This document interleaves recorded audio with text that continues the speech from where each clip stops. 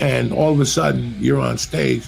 You've already done your rain material. You've done your fucking, they didn't tell you this before you went up. Right. No. They're going to send you a note to the stage and go, the headline is running late. Stretch it out, bitch. Fuck. And now you're going to be forced things to, that's how you improve. And that's where you see the improvement. And that's when you know what your next move is. That's why your priorities should change with comedy every 90 days. You're focusing on something else.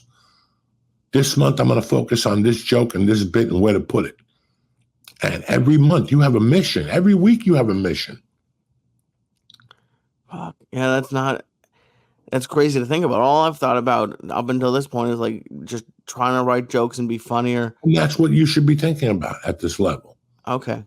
That's it. Everything else, as you're doing this, you're learning. Listen, man. We were talking about something in Austin about somebody who went to Montreal and did very well. And they gave him the world. And one day he just iced himself. And he had a pretty good movie career going. There was a particular director that fell in love with him, and was giving him movies, but what he wanted to do, they didn't want him to do, And it's really weird because I always think of him when people get a quick push, how they're going to handle it. They're either going to excel, and then you got to give them rope again, because how they going to deal now that they got 10 million? How they going to treat other people? Are they still going to come to the Comedy Store and do sets? It's very interesting to see all those things also. And then, I want everybody to be ready before they get hit with a ton of bricks. That's what my point is here in this right. Comedy career. There's two fucking careers in comedy. There's that fucking around one when you got your friends and you're all comparing shit, and then you move up a little bit, and then you move up a little bit, and then guess what? It gets fucking real. And now every time you go on stage, like I told you, every time I go to the store and I'd bomb, I'd walk to the car going, this is the last time I'm going to see this building. But I feel that way every time I go on stage. But I do see. It's fucking nerve-wracking. Oh, it's hard. That alone, that thinking in your mind, that eats at you. Yeah. It eats at you. And all these things, I want you to, when you walk, listen, I don't even know how I was prepared for Mitzi Shaw.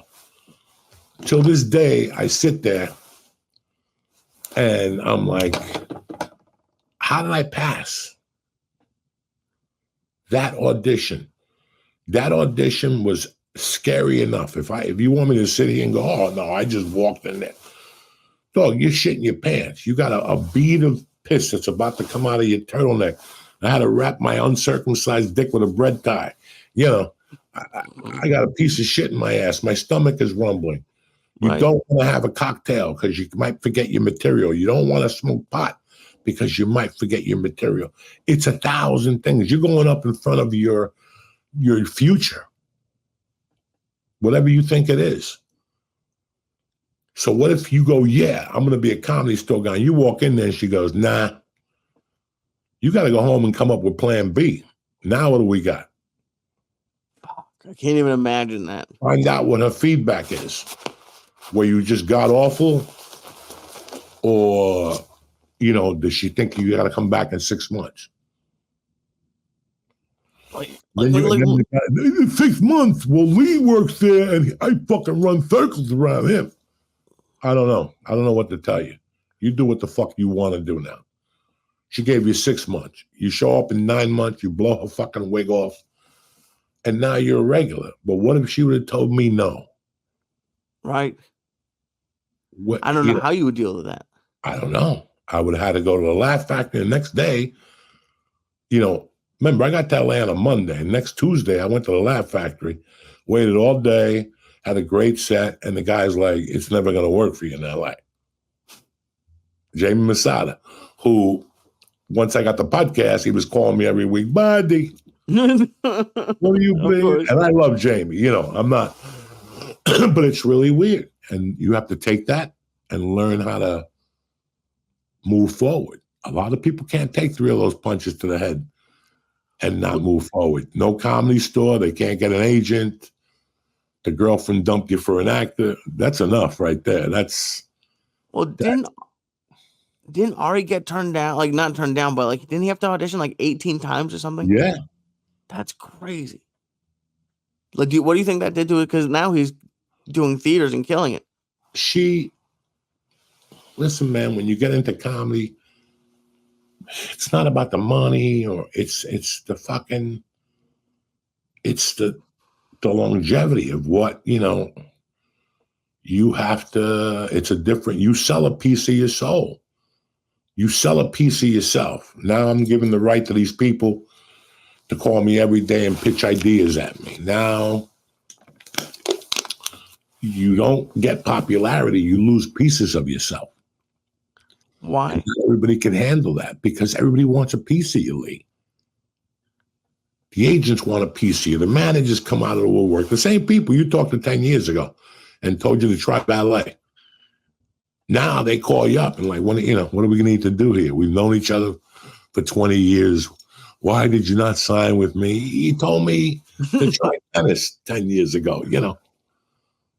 Fuck. So that takes that itself, all that, you know, because now you're going from, I want you guys to know comedy 100% in and out before you start getting hit in the head with bricks. I am your protective uncle and your protective father. Because that's like becoming a blue belt in jiu-jitsu. 50% of people quit right off the bat. Really? You think when it starts to go well? I could, you know, if I got a notebook and I wanted to be a dick and embarrass people, I saw 10 comics who lasted a month in LA. Wow. And next thing you know, they were gone. Depression. Were they doing anything in LA? They were starting to. But it wasn't home. It wasn't home. You're in AAA ball. You're the star. You're hitting home runs. People want to jump up and down with you. Now you're in Major League Ball. Nobody knows who the fuck you are.